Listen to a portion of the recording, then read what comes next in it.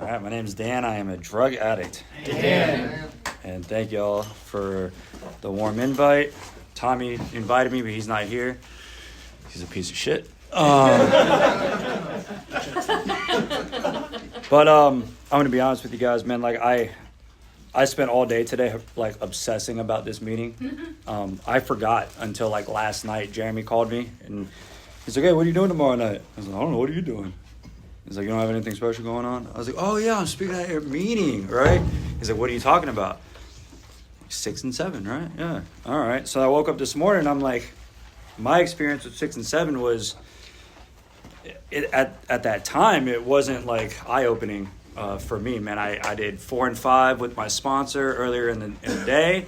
I went home. I followed his directions. He said, take an hour, by yourself. Think about everything that we talked about. Call me afterwards, ask me if I left anything out. I said no, and then he said, read the 2 paragraphs in the book on 6 and 7. And I did that. And after he told me to start making a list of people I'd screwed over in the past. All right, so like at that moment, it was just kind of like I flew by it real fast, didn't give it too much thought or anything like that. So again, like being honest, man, I showed up, or I woke up this morning like I don't have much to talk about. All right, so the self-centered person that I am, who is only concerned with how you guys view me and wanting you guys to like me, I listened to like 5 speaker tapes on 6 and 7 all day today while I drove around in my truck. I read both steps 6 and 7 in the 12 and 12. This is a relatively new book, so I have not had a chance to like mark it up much, but like all of this is like from today, right? And I don't know, man, looking back at it, right, like when I was done and I was waiting to come to this meeting, man, I really, from what I learned, I think God was just kind of working in my life, saying that I needed to have, a little bit more of an understanding of how these steps work, right? So just to try to relate to the newcomer and qualify myself, man, real quickly, I've had open heart surgery. I've also had a couple of strokes. I shot a lot of fentanyl and heroin, and I smoked a whole lot of crack. So relate how you will. So I don't know, man, when I was listening to these tapes, man, and I got a lot of good information out of it, it really starts on page 75, right, which is we had just finished doing a 5th step with our sponsor.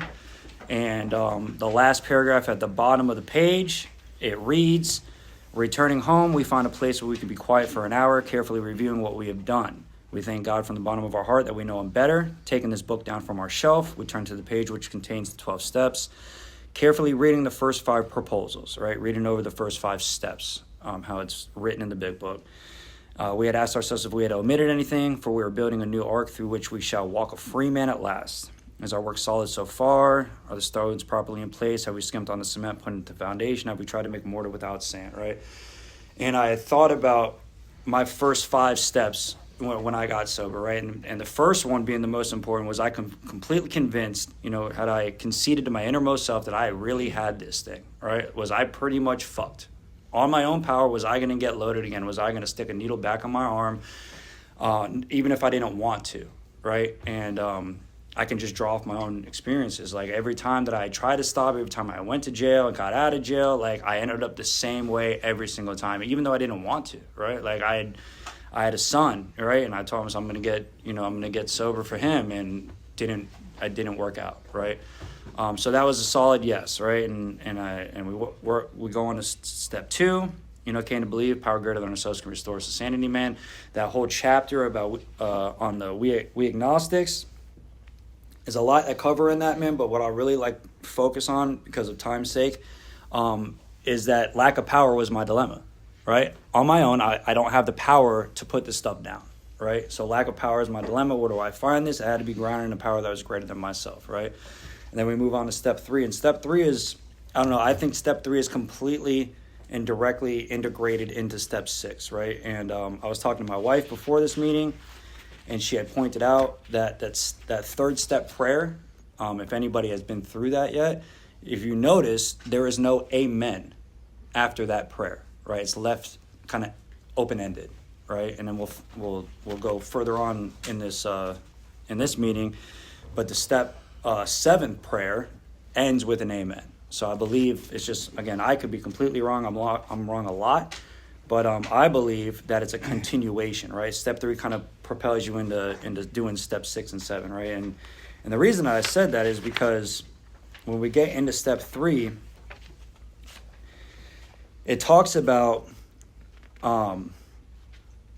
selfishness and self-centeredness being the root of my problems, right? And when I first got here to Drug Addicts Anonymous, I had really no conception of what the word self-seeking or self-centered really meant, right? Like I thought it kind of just went in like selfishness and self-centeredness was kind of like the same thing, right? But I noticed that they always had them like separated, one right after the other in the book. So I asked my sponsor, I said, what does self-centeredness really mean, right? And he said, when you walk in the door, right, like I did today, when I walked into the door of this meeting and I see a group of guys in the corner laughing and joking and having a great time, I immediately think that I have something on my shirt, or they're laughing at my shoes, or it's 100% about me, right? And the world just revolves around me.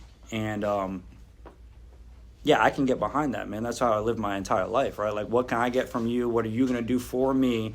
Not really thinking much about anybody else, right? And it says on page 61, it says, is he not a victim of the delusion, right, that he can wrest satisfaction and happiness out of this world if he only manages well, right? And if I'm managing the people in my life, if I'm managing the way that I believe that they should act and how they should speak to me, right? This is all another example of a lack of power, right? And I was listening to one of these speaker tapes today, and they alluded to page 101 in the big book, and they were talking about how Bill was kind of, talking about what this alcoholism is, and what I heard him say, which makes a lot of sense to me, man, is alcoholism is just what I'm left with once the drugs and the alcohol have been removed from me. Like, what am I left with once you've taken away my solution? And the way I perceive that is I'm left with a whole heaping pile of character defects that I have no idea how to manage or deal with, right? And it says, in our belief, any scheme of combating alcoholism, right, this fucking pile of character defects that I'm left with, if I'm combating these, which proposes to shield the sick man, me, from temptation is doomed to failure. If the alcoholic tries to shield himself, I may succeed for a time, right? I could try to manage, my dishonesty. I could try to manage my anger. I could try to manage all of these defects that I'm suffering from. But it says that on my own, right, what usually happens is I end up with a bigger explosion than ever. I've tried these methods, and these attempts to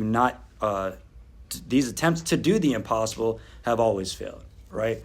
And again, that's just another example of a lack of power, is that I can't manage not getting loaded the same way I cannot manage getting my anger under control, or how I can't manage getting my dishonesty under control, my lack of empathy or tolerance and love towards other people. Like, on my own, I can't pull that off, right? And I think that's what Bill is really trying to drive home in this. And it says that selfishness is says it right here. It says, often seems he has no way of entirely getting rid of self without his aid. Many of us had moral and philosophical convictions galore, but we cannot live up to them, even though we would have liked to. Neither could we reduce our self-centeredness much by wishing or trying our own power. We had to have God's help, right? Can't pull it off on my own. So I get through this third step, right, and I'm starting to see that, like, some of my own decisions are what's really leading me to my own, demise, if you will. And I'm being convinced that, doing a searching and moral inventory is the next phase, right? And I write all this stuff down, and I'm going over all this stuff with my sponsor, and we're starting to see some things that I find objectionable, right? Just highlighting these main character defects that I suffer from, right? And then again, we get to the end of step 5, which is what I opened up reading with, right? Which I don't know. I don't know if that's like the end of step 5 or like the beginning of step 6, but I think it's like a 5.5 kind of a deal, where we like go home and we sit for an hour and we think about the last 5 proposals, right? But then we get to step 6 and 7 on page 76, right? And it's literally like, it's 2 paragraphs, right? It's 2 paragraphs and a prayer, right? And for a guy like me that's just dying, right, just needing to get some type of solution in my life, I'm forever grateful that my sponsor just kind of brushed me through this stuff and said, start making amends and start helping other people, right? You'll figure this shit out later. This is a true, excuse me for cursing, this was truly a do now understand situation for a guy like me in my life, right? And what it says on the top of 76, it says, if we can answer to our satisfaction, right? If we can answer that question that we were just asked, if I had skimped on the cement and if I had, if I had did it all to the best of my ability, then we are at step 6.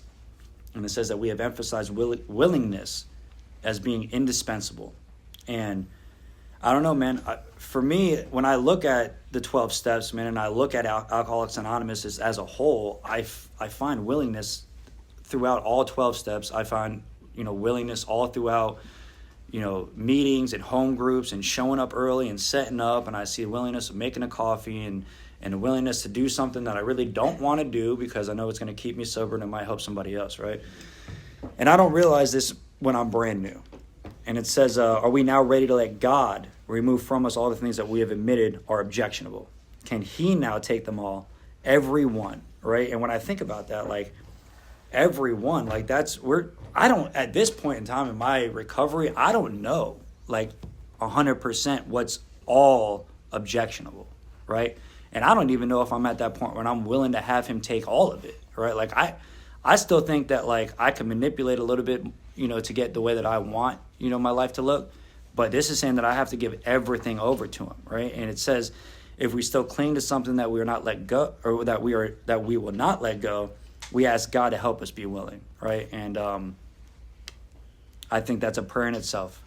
If I'm really being honest with myself and I'm really putting my will or my all into this program, I'm at this point where there are some things that I'm just not willing to let go of, right? And I need God's help, right? And that's a prayer that I'm talking to God on a daily basis. God, take away my judgment, take away my selfishness, take away my lust, whatever it may be. It's like I'm in constant contact with God, right? And I can tell you, before a 4 and 5, I'm only praying because my sponsor told me to. Not understanding why I'm doing it, not necessarily agreeing with it, seeing how it's going to benefit me. I'm just doing it because he's telling me to do it. And I gotten to a point where I had been through so much pain and through so much misery.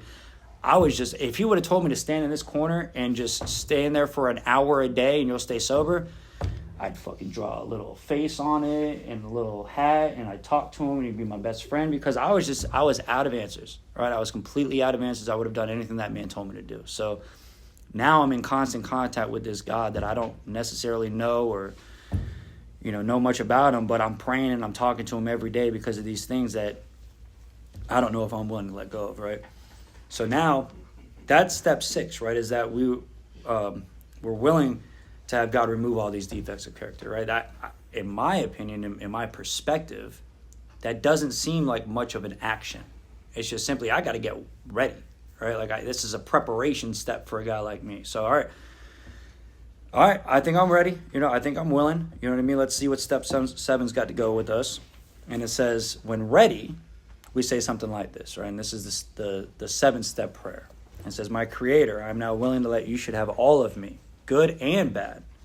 I pray that you now remove from me every single defect of character which stands in the way of my usefulness to you and my fellows.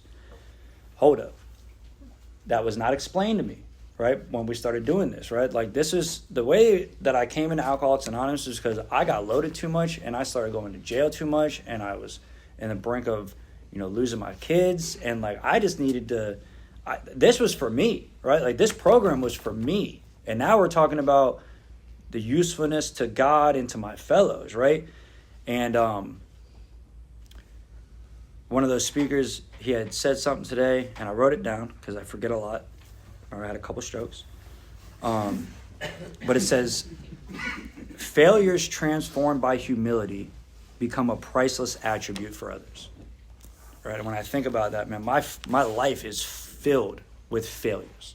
Just one after the other, right? Just did this, pulled it down, got my parents back in my good graces, screwed them over, right? Like, it's just over and over and over and over again, right? And I don't think that, like, newcomers that show up in Alcoholics Anonymous, or I'm sorry, in Drug Addicts Anonymous, I don't think that they're sold on the accomplishments that a bunch of us retards have had, right? I think what it is that they can relate to the failures that we've been through, right? And then they can see that if we failed the way that they failed and we found a solution, this would possibly work for them as well, right? And then I'm gonna piggyback that off of one of my favorite passages in this book on page 124. It's the family afterward. About halfway down the page, it says, "Showing others who suffer how we were given help is the very thing which makes life seem so worthwhile to us now." It says, "Cling to the thought that in God's hands, the dark past is the greatest possession that you have. It's the key to life and happiness for others. With it, you can avert death and misery for them." Right? And that's exactly my experience, man, with these guys that I met in the fourth dimension in Alcoholics Anonymous, man, is I hear all these things that they've been through, and I can see that they're laughing about it and how it's not a big deal really right now to them. And then I can kind of get behind the work that they're putting into this program, and I'm seeing how it's manifesting in their lives, and I can think, maybe this is possible for me too, man. So when I get to this point, in a step 7, I'm starting to really realize that like my success in this program is directly, correlated to the amount that I'm willing to go out and help somebody else, right? Because I can't. Is that my time? No. Silence your phones. I did. You're good. But yeah, it's for me to be successful in this program. It's 100% reflective of how much I'm willing to go and help somebody else, right? How much I'm willing to do something that I don't want to do. DAA has given me a life that I 100%, do not deserve. And it would just be selfish and self-centered of me, which we found is, fatal for a guy like me to just keep it to myself and not be willing to give this out to somebody else. So I don't know if that made sense, but that's all I got. Thanks.